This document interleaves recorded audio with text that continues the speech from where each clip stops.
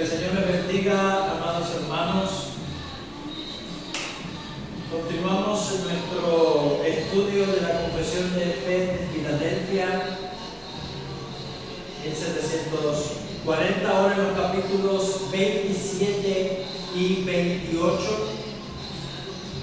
Particularmente doy gracias por permitirme exponer sobre un tema tan importante y que hace tan particular la confesión de fe bautista, como es el capítulo 27 sobre la iglesia.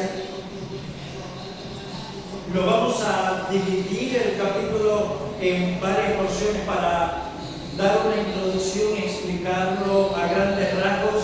El capítulo tiene la estructura siguiente: desde su artículo 1 hasta el artículo 3 podemos definirlo como qué es la iglesia o cuál es su naturaleza. Artículos 4 y 5, quién es la cabeza de la iglesia. Artículos 6 y 7, sobre la membresía de la iglesia local o esa doctrina que también conocemos como el gobierno congregacional. Artículo 8 y 9, el liderazgo de la iglesia, quiénes son los que lideran, gobiernan la iglesia local. Y desde su artículo 10 hasta el artículo 13, las relaciones dentro de la iglesia local, que serían artículos 10 y 11, relaciones entre miembros y líderes, y artículos 12 y 13, relaciones entre los propios miembros, y para el artículo 14 y 15, las relaciones entre las iglesias locales o varias iglesias locales. Entonces vamos a ver en esta primera clase, en este primer punto, la primera parte de este capítulo, su primera estructura, qué es la iglesia o cuál es su naturaleza, artículo 1 al 3, pero quiero invitarles primero que me acompañe a orar delante del Señor. Padre Dios Todopoderoso, gracias te damos, Señor, por este tiempo, Señor. Gracias te damos, Padre, por permitirme exponer en esta hora este texto tan importante para tus iglesias, para edificarlas y bendecirlas, que sea de bendición para mis hermanos, oh Dios, que sea de edificación para sus vidas, para cada una de sus iglesias locales. Que tu gracia, Señor, sea con cada uno de mis hermanos en Cuba, para la gloria de tu santo y bendito nombre. Amén. Artículo 1. Vamos a ver qué es la iglesia universal. Artículo 1 dice: la iglesia católica o universal. No se vaya a asustar, hermano, con el término católico. El término católico es un término utilizado desde el siglo II, antes de que la iglesia de Roma usurpara la primacía de la iglesia, y vamos a ver eso más adelante, que lo que significa es iglesia universal, que con respecto a la obra interna del Espíritu y la verdad de la gracia puede llamarse invisible, se compone del número completo de los elegidos que han sido, son o serán reunidos en uno bajo Cristo, su cabeza, y es la esposa, el cuerpo, la plenitud de aquel que todo lo llena en todo. Es la iglesia universal, en pocas palabras, es la totalidad de los creyentes que han sido escogidos por Dios desde antes de la fundación del mundo, según Efesios 1, versículo 4. Desde Abel, como nos señala Hebreos capítulo 11, versículo 4, hasta el último de los que han de creer en Cristo, que solamente Dios lo conoce. Eso es la iglesia universal, aquellos que en todo tiempo y en todo lugar han confiado únicamente en la promesa de Dios, así bajo el antiguo como bajo el nuevo pacto. Dice esta iglesia que con respecto a la obra interna del Espíritu Santo y a la verdad de la gracia, nosotros no conocemos quiénes son los verdaderos creyentes. Ese es el punto de este principio. La iglesia universal es aquella compuesta por todos aquellos en los que el Espíritu Santo verdaderamente ha regenerado para vida y a quien la gracia de Dios verdaderamente ha alcanzado para salvación. Por eso es que dice, puede llamarse invisible, pero nosotros no se puede ver quiénes son sus integrantes. Se compone del número completo de los elegidos que han sido, son o serán reunidos en uno bajo Cristo, el cual es su cabeza, la cabeza de la iglesia. Es la esposa, Él es el cuerpo, la plenitud de aquel que todo lo llena en todo. Mateo 16, 18. Hay un montón de versículos, puede verlo en su documento de la confesión si dispone de ello. No lo vamos a ver todo, lo vamos a ver los más puntuales. Mateo 16, 18. Luego de la confesión de Pedro, el Señor le dice, y yo también te digo que tú eres Pedro, y sobre esta roca, ¿quién? Pedro no. La confesión que hizo Pedro, tú eres el Cristo, el Hijo de Dios viviente. Se trata de la confesión de quién es el Señor. Sobre esta roca edificaré mi iglesia. Por supuesto, Jesús no está hablando de una iglesia en particular, como si fuera la iglesia, la primera iglesia bautista de Holguín, la cuarta iglesia bautista de Las Tunas, o cualquier iglesia bautista en el mundo, o cualquier iglesia de cualquier denominación en el mundo. Jesús no está hablando de iglesias locales, está hablando de su iglesia, está hablando de su pueblo. Sobre esta roca edificaré mi iglesia y las puertas del Hades no prevalecerán contra ella. Y está hablando de la iglesia en el sentido universal. Cristo está edificando toda su iglesia, desde China hasta Canadá, todo lado del mundo. También podemos ver en Efesios 1:22.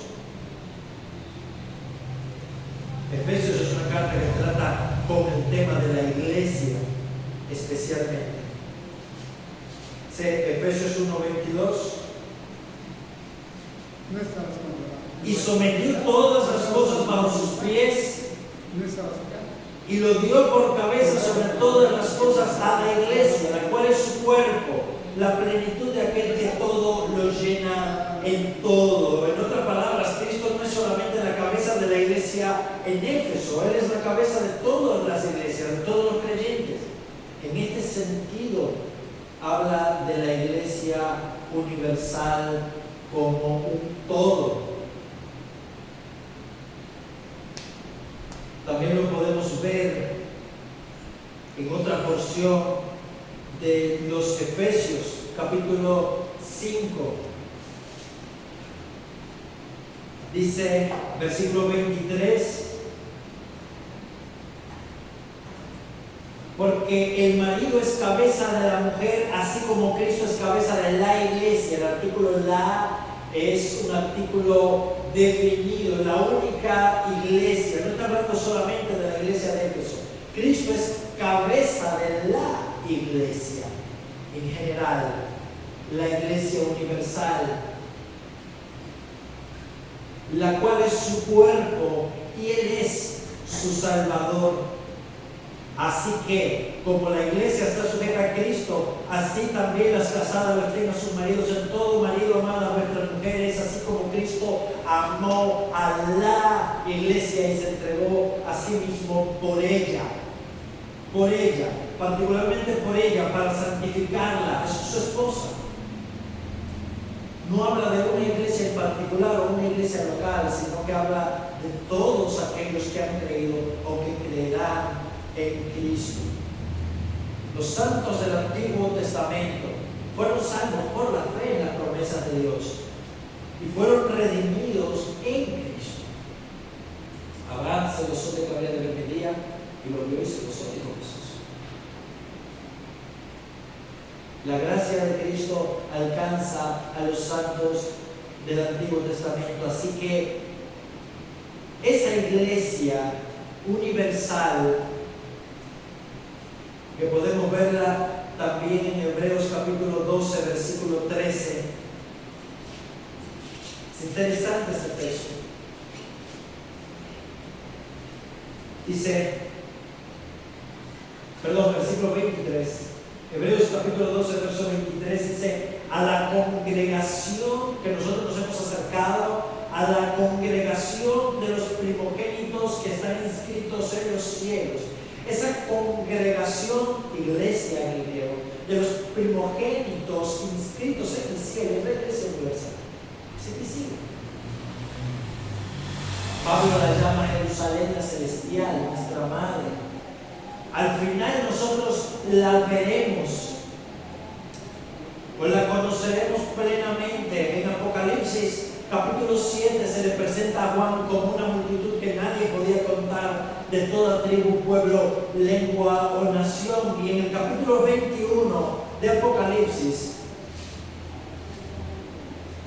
versículo 9 al 14 dice: vino entonces a mí uno de los 7 ángeles que tenía las 7 copas llenas de las 7 plagas postreras, y habló conmigo diciendo: ven y te mostraré a la desposada, la esposa del Cordero. Y me llevó en el espíritu un monte grande y alto, y me mostró la gran ciudad santa de Jerusalén, que descendía del cielo de Dios, teniendo la gloria de Dios. Esta es la novia del capítulo 19, que se le concedió vestirse de lino, las bodas del Cordero.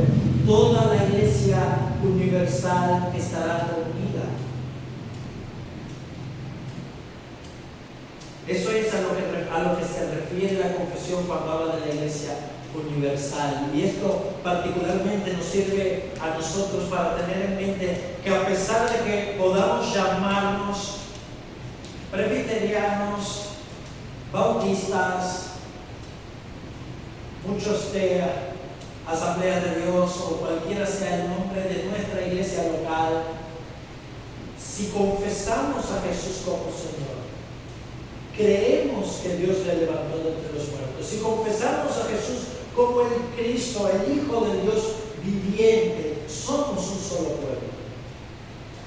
A pesar de nuestras diferencias, Cristo está edificando a cada una de esas vidas, en cada uno de esos santos, a pesar de que muchos no sean confesionales, a pesar de que podamos tener diferencias, somos hermanos, estamos unidos con los santos de la Reforma, estamos unidos con los santos que vivieron bajo 1000 años de oscuridad por el catolicismo romano, estamos unidos a los santos del Antiguo Testamento, porque somos un solo pueblo, que tenemos un solo Señor, somos la plenitud de aquel que todo lo llena en todo. Eso es la iglesia universal.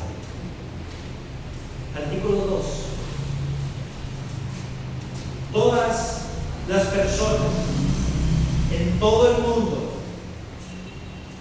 que profesan la fe del Evangelio, o sea, que confían únicamente, que descansan únicamente en la vida, muerte y resurrección de Cristo para su salvación, que profesan la fe del Evangelio y obediencia a Dios por Jesucristo conforme al mismo, y que no destruyan un lado positivo y un lado negativo, y que no destruyan su propia profesión, o sea, lo que confiesan con su boca, a través o mediante errores fundamentales doctrinales. Errores fundamentales doctrinales es, porque hay que aclarar, lamentablemente, ahora en las iglesias herejía se ha convertido en una palabra tan diluida que llega a significar que es hereje cualquiera que no piensa que es. Y eso es una actitud sectaria. Errores fundamentales, según lo presentado en la confesión de fe y según hemos entendido en la Escritura, es negar la naturaleza de Dios, negar que Dios es Padre, Hijo y Espíritu Santo, es negar la divinidad de Cristo, su plena divinidad y su plena humanidad, y negar la justificación solo por gracia, solo por Cristo, solo por medio de la fe y la suprema autoridad de la Escritura. negar la literalidad de la segunda venida, de la resurrección de los muertos, del juicio final, indistintamente que se crea cuántos juicios van a hacer, cuántas resurrecciones van a haber, si hay una segunda venida en 2 fases, si no, indistintamente de esas posiciones, indistintamente si entendemos la regeneración como precursora o como sucesora de la fe salvadora, indistintamente de eso. Errores fundamentales son aquellos que atentan en contra de la verdad central claramente expuesta en la Escritura. Errores fundamentales o conductas impías son y pueden llamarse santos visibles. Repito, todas las personas en todo el mundo, llámense de la manera que se llaman, que profesan la fe del Evangelio y la obediencia a Dios a través de Jesucristo y que no destruyen, esto es una forma negativa, su propia profesión por errores doctrinales fundamentales, que no todo lo que me dice el Señor entrará en el reino de los cielos, que no destruyen su propia profesión por errores doctrinales fundamentales o por una conducta impía. ¿Y esto qué es? Por permanecer en una conducta impía, por deleitarse en la impiedad a pesar de su confesión. Estas personas son, de hecho, y pueden ser llamados santos visibles. El catolicismo romano ha determinado que santos sean personas únicamente canonizadas por el Papa y que han logrado un nivel de mérito grande, como si fueran superhombres. Pero cuando nosotros leemos la Escritura, vemos que Pablo, en la carta a los Romanos, por ejemplo, saluda a todos los llamados de Jesucristo, llamados santos que están en Roma. Todos los creyentes de Roma, santos por llamar. A los santos y fieles en Cristo Jesús que están en Éfeso, son santos por llamamiento. A los santos que están en Corinto, impresionante, son santos.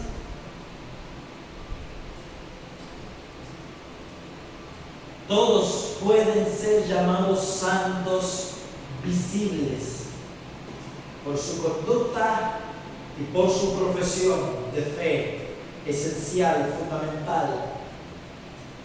Nuestra conducta imita nuestra confesión. Pablo le dice a Timoteo, en 1 Timoteo 1:18, dice: guardando la fe y la buena conciencia. La fe son el conjunto de doctrinas fundamentales, y la buena conciencia, desechando la cual naufragaron algunos en cuanto a la fe, de los cuales son Himeneo y Alejandro, a quienes entregué a Satanás, para que aprendan a no blasfemar. Fueron expulsados de la iglesia porque desecharon la buena conciencia, desecharon la conducta fiel delante de Dios, la vida piadosa, y terminaron desviándose de la sana doctrina. De tales personas, escuchen esto, es importante, de tales personas, santos visibles, personas que por su profesión y su conducta pueden ser llamados efectivamente santos, de tales personas, todas las iglesias locales deben estar compuestas. Esto es lo que los bautistas hemos llamado en 400 años membresía regenerada. La iglesia local, nosotros entendemos, no se compone de trigo y cizaña, solamente se compone de trigo. La iglesia local no está compuesta de cabras y ovejas, solamente se compone de ovejas. Y aquellos que tienen una profesión de fe con errores fundamentales, que profesan abiertamente herejías y se niegan a ser corregidos una vez se le ha corregido, aquellos que manifiestan conductas impías y se niegan a arrepentirse una vez han sido reprendidos deben ser expulsados de la iglesia. En nombre de la santidad, del orden y del temor a Dios. Por eso es que el Evangelio debe ser fielmente expuesto en las iglesias locales, porque el Evangelio no puede ser resistido por aquel que no ha sido regenerado. Cuando un impío escucha el Evangelio, hay dos reacciones posibles: o se convierte o se va y nunca vuelve.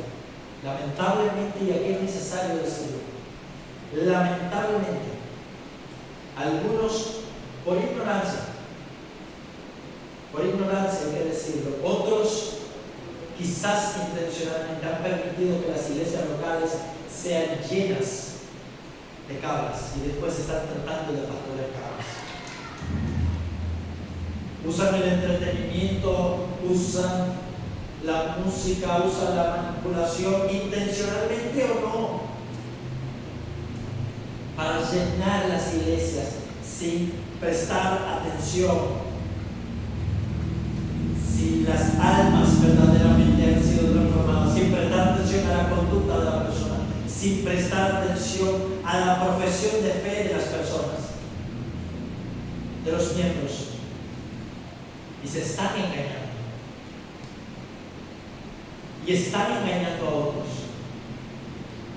Y lamentablemente entonces después escuchamos a muchos quejarse de que el mundo ha entrado en la iglesia y de que el secularismo ha contaminado la iglesia, y el problema es que ha entrado porque hay muchos que figuran en listas de membresía que en verdad no son verdaderos creyentes, no son santos por llamamiento, no se les puede llamar así,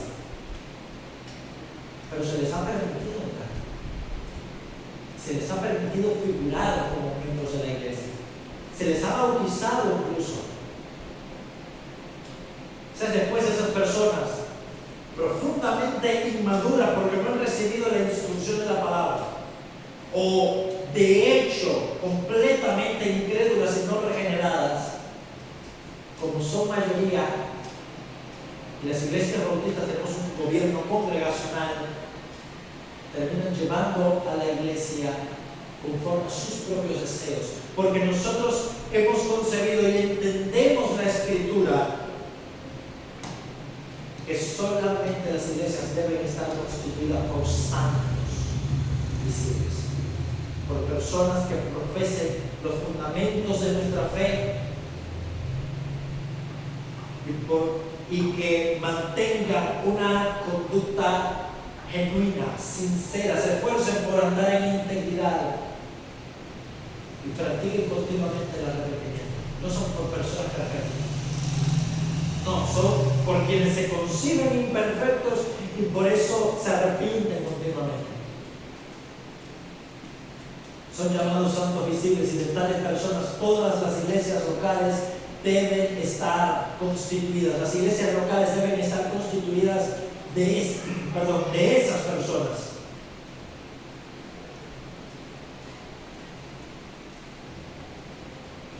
Primera a los Corintios, como decíamos, 1:2.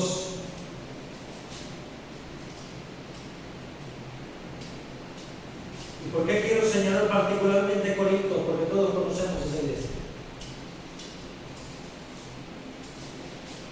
Corinto era una iglesia profundamente inmadura, que había tolerado que aquellos que no eran santos habitaran entre ellos. Primero los Corintios 5. Sin embargo, Pablo dice a la iglesia de Dios que está en Corinto: ¿quiénes son la iglesia de Dios en Corinto? A los santificados en Cristo Jesús, llamados santos. A los santos, ya son santos, que están siendo santificados, que están en un proceso de santificación, con todo lo que en cualquier lugar invocan el nombre de nuestro Señor Jesucristo, Señor de ellos. Es una iglesia local, es una iglesia particular, pero que son santificados, llamados santos. ¿Por qué es importante que tengamos la idea de que somos santos? Aquí quiero hacer una acotación. Somos santos. Somos simultáneamente santos y pecadores. Justos y pecadores, como diría Martín Lutero. Pero ¿por qué debemos tener la idea de que somos santos? Amado hermano, imagínate que estás domingo por la mañana preparándote para ir a la iglesia. Y llega a tu casa un sobrino o tu hijo que está lleno de chocolate porque se acaba de comer chocolate, tiene toda la boca embarrada de chocolate, está lleno de tierra o fango porque estuvo jugando en la tierra antes, no se ha bañado todavía y te quiere dar un beso. Tu hijo, con todo el amor del mundo, pero tú dices, báñate primero y después me das un beso. Entonces decimos que no me manche la ropa, más si es ropa blanca. Y cuando andamos con ropa blanca tenemos cuidado de dónde nos estamos sentando. Sin embargo, imagínate que llegas de la iglesia porque es sábado en la tarde, están todos sudados, vas a hacer limpieza en la casa, las hermanas van a lavar la ropa, el hermano va a engrasar la bicicleta. ¿Qué pasa? Está lleno de fango, churro. Si se repite la situación no hay ningún problema, porque churra más, churra menos no nos quita.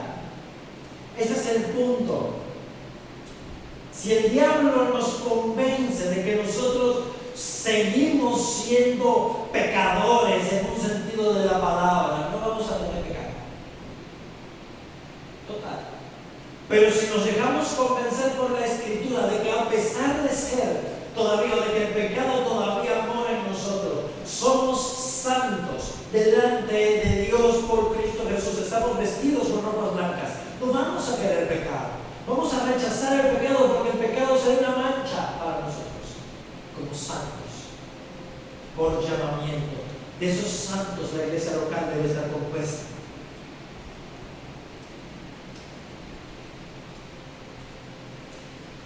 Y ahí habla precisamente Mateo 18 del versículo 15 al 20.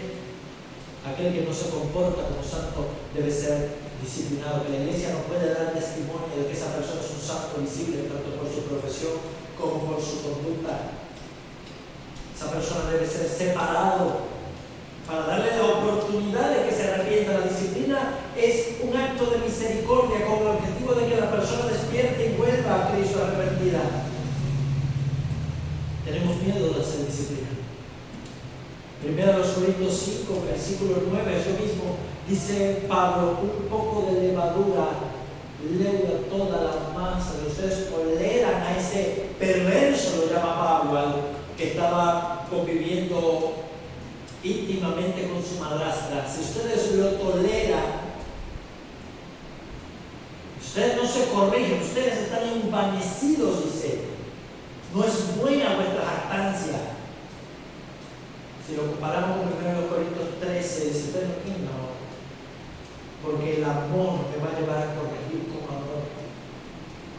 El amor me va a llevar a corregir con amor, no a tolerar el pecado, porque el pecado le hace daño a esa alma y el pecado le hace daño a la congregación, contamina la iglesia.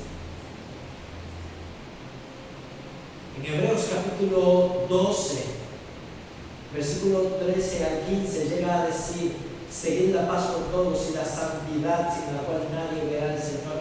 Mirad ustedes mismos, no sea que brote en medio de vosotros alguna raíz de amargura y por ella todos sean contaminados, que no haya ningún fornicario o idólatra como Esaú,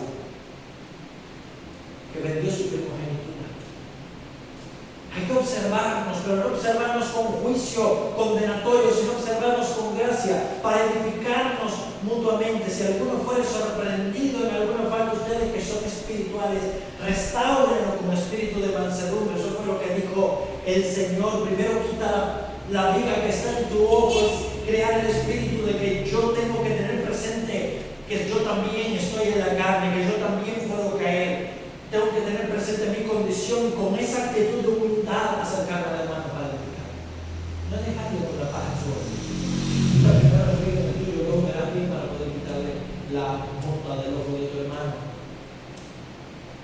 ocasión debemos ver nuestra propia condición como peor que esa persona. Debemos verlo como José Gracia, pero no que no juzguemos en ninguna manera, porque nosotros vamos a juzgar a ángeles, dice Pablo en 1 Corintios 6. Nosotros vamos a juzgar a los ángeles. De esa manera nosotros estamos protegiendo la iglesia de Dios y estamos estimulando la santidad.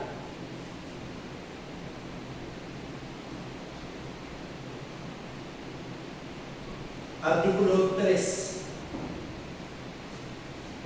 ¿Qué aquí es importante? Se presentan dos caminos. ¿Qué es y qué no es la iglesia? Ya vimos lo que es la iglesia universal, ya vimos quienes componen a la iglesia, a las iglesias locales, o por quienes debe estar compuesta la iglesia local, santos visibles. Ahora vamos a ver en tercer lugar qué es y qué no es una iglesia, una especie de corrección o equilibrio del artículo 2. Las iglesias más puras bajo el cielo están sujetas a la impureza y el error. Y algunas han degenerado tanto que han llegado a ser no iglesias de Cristo, sino sinagogas de Satanás. En el Antiguo Testamento hay dos palabras para congregación, para la palabra hebrea kahal, que significa congregación, está la palabra sunagoge en el griego y la palabra eclesias. El judaísmo adoptó para sí la palabra sunagoge o sinagoga, y el cristianismo, la fe cristiana, adoptó la otra palabra, la palabra eclesias o iglesia. Y la palabra sinagoga fue tomada por los cristianos para referirnos a aquellos grupos de judíos o aquellas congregaciones que se han desviado de Dios y son sinagogas, no de Cristo ni de Dios, son sinagogas de Satanás. Pero hay algo importante que hay que señalar: no existe la iglesia perfecta. Las iglesias están compuestas por los santos, pero siguen siendo pecadores. Las iglesias pueden ser confesionales, sea la confesión de Westminster, sea la confesión de Londres 1689, sea la confesión de Filadelfia del 1743. Pero las iglesias más puras bajo el cielo están sujetas a la impureza y al error. Cuando hablamos de aquellos que somos verdaderos creyentes, de aquellas que son verdaderas iglesias, y debemos tener ojos de gracia para ver a una verdadera iglesia, para poder distinguir un verdadero creyente. Ojos de gracia. Estamos hablando de mayor pureza o menor pureza. No estamos hablando de iglesias falsas o iglesias verdaderas. Porque si distinguimos solamente como iglesias verdaderas a las más puras, doctrinalmente, que generalmente son aquellas reformadas, aquellas que se parecen a mí, entonces estamos reduciendo el pueblo de Dios a un puñado de personas. Y eso es sectarismo. Decir que solamente yo y mi grupo somos salvos. No, para nada. Pero cuando vemos el rango en las iglesias que confiesan la fe fundamentalmente, vamos a ver que hay iglesias que son más puras que otras. Aunque son iglesias de Dios, aunque son pueblo de Dios, son iglesias de Cristo. Algunas van a tener deficiencias, pero aún las más puras van a tener sus propias deficiencias y errores doctrinales, impurezas. Pero algunas van a haber degenerado tanto por múltiples factores. Algunas van a haber degenerado tanto que van a dejar de ser doctrinalmente, por negar verdades fundamentales, van a dejar de ser iglesias de Cristo y se van a convertir en sinagoga de Satanás. Esa es la importancia de tener una confesión de fe histórica, clara, definida. Esa es la importancia de enseñar a las iglesias y que las iglesias adopten la confesión de fe, porque las congregaciones adopten una confesión de fe clara para ser unánimes, para que si el pastor muriere o tuviera que abandonar el ministerio por cualquier razón, la iglesia continuara en unidad de fe y el próximo que viniere no pudiera hacer cambios, tuviera que aceptar lo que la iglesia cree. Es por eso que la iglesia debe ser gobernada por un grupo de pastores, para que las generaciones subsiguientes sean formadas y se encarguen de formar los nuevos pastores futuros. Una iglesia con un solo pastor corre el riesgo, el peligro de que si ese pastor nuevo abandona el ministerio, esa iglesia en ese periodo de interregno puede caer presa de falsos maestros que la van a terminar desviando, que la van a hacer degenerar. Si la iglesia descuida las verdades fundamentales de la fe, si la iglesia descuida la enseñanza esencial de la Escritura, si en algún momento abandona la predicación fiel de la Escritura, terminará degenerando. Y las iglesias más fieles, ya lo hemos visto, la historia lo ha demostrado, iglesias que en un tiempo fueron fieles, que fueron iglesias que estuvieron delante de Dios intercediendo, dando la batalla por el Evangelio, hoy por hoy son sinagogas de Satanás, son falsas iglesias. La preciosa, la grandiosa, la famosa iglesia de Roma, a la que Pablo le escribe el mejor documento nunca escrito, es hoy por hoy una falsa iglesia. ¿Qué pasó? Esa iglesia se desvió de la verdad, cayó presa de falsos maestros. Dice Pablo: yo sé que después de mi partida, tened cuidado de vosotros mismos, le dice a los ancianos de Éfeso. Ese es el deber de los pastores y del rebaño, porque yo sé que después de mi partida vendrán, se introducirán nuevos rapaces que no perdonarán el rebaño, y de vosotros mismos se levantarán algunos que querrán arrastrar tras sí a los discípulos a las humanidades. Muchas iglesias han degenerado, arrastradas por líderes carismáticos, arrastradas por el tiempo, arrastradas por los descuidos, y se han convertido en sinagogas de Satanás. Sin embargo, dijimos, la iglesia más pura en este mundo no debe vanagloriarse de nada porque está sujeta a errores. Pues estemos en este mundo, vamos a estar sujetos a errores. Y no debemos despreciar aquellas congregaciones santas que son menos puras, temas doctrinales no esenciales. Vimos que sin embargo algunas han degenerado tanto y han abandonado, han tolerado en su seno falsas conductas impías, han abandonado verdades fundamentales y se han convertido en sinagogas de Satanás. Sin embargo, y esto es importante, Cristo siempre ha tenido y siempre va a tener un reino en este mundo. Los reformadores mismos dijeron que sí había pueblo de Dios en los 1000 años de oscuridad que marcaron desde el siglo IV hasta el siglo XIV, XV, XVI, bajo la tiranía del Papa Romano. Sí hubo iglesia, sí hubo pueblo de Dios, sí hubo verdaderos creyentes, presos bajo el sacramentalismo católico romano, sí, pero que en verdad confiaron en Cristo con todo corazón, únicamente en Cristo. Y siempre tendrá un reino en este mundo hasta el fin del tiempo, porque Cristo reina en este mundo. La iglesia jamás será destruida, jamás será detenida, siempre va a tener un reino hasta el fin del mundo, compuesto, formado por la iglesia universal, todos aquellos que creen en Él y profesan su nombre. Todos aquellos que creen en Él y profesan su nombre.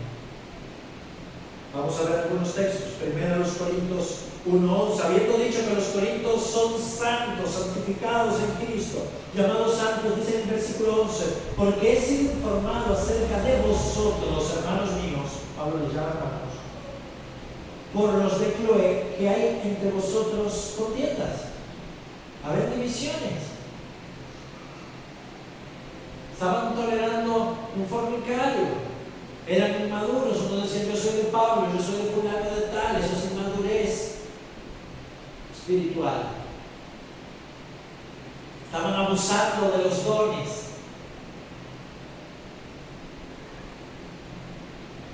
Eso es inmadurez, no tenían amor entre ellos. Sin embargo, eran santos. tenían contiendas y divisiones.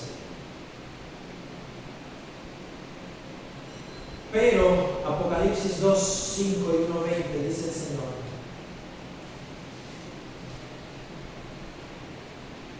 el Señor escribe, dice 1:20, el misterio de las 7 estrellas que has visto en mi diestra y de los 7 candeleros de oro. Las 7 estrellas son los ángeles de la iglesia y los 7 candeleros de oro que has visto son las 7 iglesias. En medio de ellas se pasea el Señor. Pero dice en el capítulo 2, versículo 5: recuerda por tanto de dónde has caído y arrepiéntete.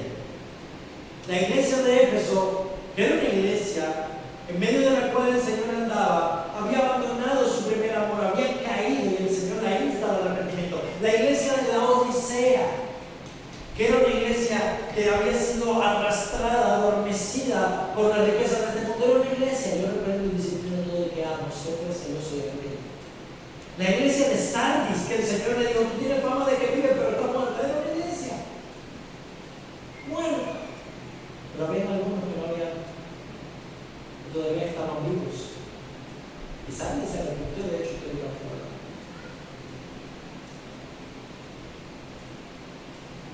Algunas sinagogas de Satanás. La iglesia es el templo del Dios vivo, es la casa del Dios vivo, columna y baluarte de la verdad.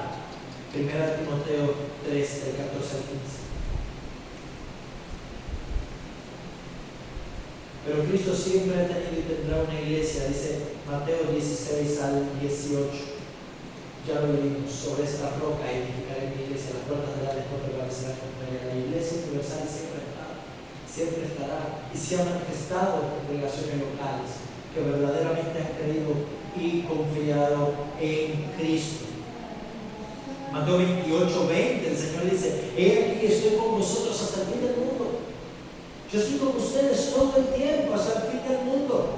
En el capítulo 24, verso 14 dice: es necesario que este evangelio del reino sea predicado en todo el mundo para testimonio a todas las naciones. Entonces vendrá el fin. Entonces vendrá el fin. Hasta el último momento la iglesia permanecerá en este mundo. Hemos vivido en 2000 años tiempos de mayor avivamiento. Hemos vivido en 2000 años tiempos de grande sequedad, de grandes crisis espirituales. Pero siempre ha estado la iglesia de Dios. Y por eso uno de los remedios, o el remedio que el Señor ha dado, es la predicación del Evangelio. La predicación, la fiel exposición del Evangelio para mantener la pureza espiritual, la aplicación de la disciplina, la administración de las ordenanzas dentro de la iglesia local. Y el llamado continuo al arrepentimiento y a la fe. ¿Qué es la iglesia universal? Es el número de todos aquellos que han creído y creerán en Cristo en todo tiempo y en todo lugar. ¿Qué es la iglesia local? Congregaciones de personas, grupos de personas reunidas que por su profesión de fe y por su conducta pueden ser llamados santos visibles. Esa es lo que enseña esta primera porción sobre la iglesia.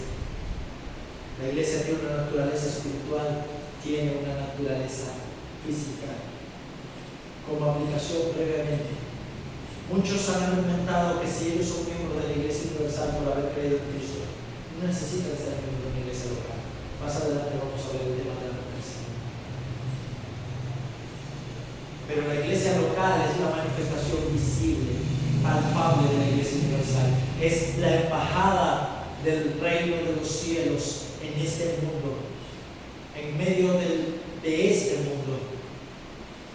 Es la única con la facultad de dar testimonio para conocer quién es un santo y para rechazar a aquellos que no lo son. Mateo capítulo 18, del versículo 15 al 20. Es la iglesia local, ahí habla de la iglesia local, quien tiene esa autoridad. Por eso es importante preservar la santidad de la iglesia. Por eso es importante trabajar en la edificación de la iglesia. Por eso es importante mantenernos en la predicación fiel de la Escritura y en la confesión de fe que nuestras iglesias adopten, sea cual sea, para mantener la unidad de la iglesia, promover la disciplina espiritual y la edificación mutua de cada uno de los creyentes en amor. Que el Señor les bendiga.